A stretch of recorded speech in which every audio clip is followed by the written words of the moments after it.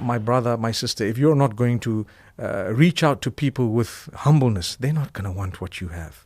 Yeah, subhanallah. And that's the reason why you don't have to be a graduate from somewhere to be accepted as a messenger.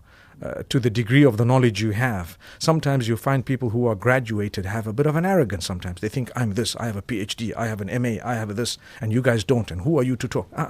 Sometimes Allah may not accept those who have big degrees, I always tell people who love to talk about bid'ah that who knows, perhaps this baccalaureate is a bid'ah, perhaps the MA is a bid'ah, the doctorate is a bid'ah, perhaps, who knows? It might fall under that according to some people's interpretation of it. And the fact that I have it, you have it, doesn't necessarily make you an alim and doesn't confirm that you're a jahil.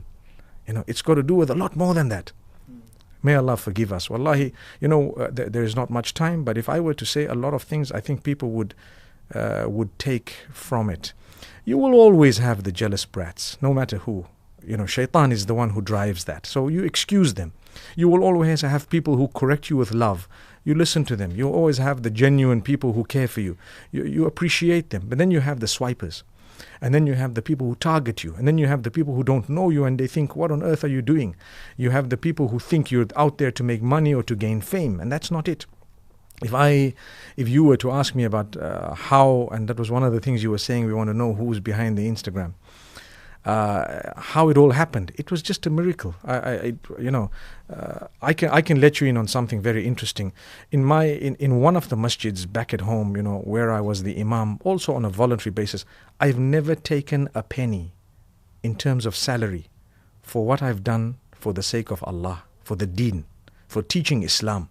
Not a penny. Whether when I was an imam, when I was teaching the children alif and ba, when I taught, when I lectured, never, not a penny. The income is absolutely separate from the work of the deen that's being done.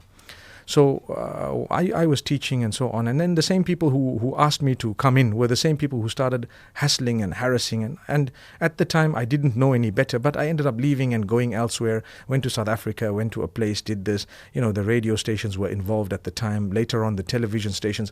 I got a lot of flack. I was called big names, going as far as kufr, at the time. And I was very young and I learned very early that you got to ignore this. It will happen. It will keep on happening until the day you die. You have to ignore it. You keep going. Wallahi, brother Musa, if my plan of my life had gone ahead, I would not have been where I am today. But because Allah blocked my plan more than 20 times, He took me to a place where I would never have dreamt I would be.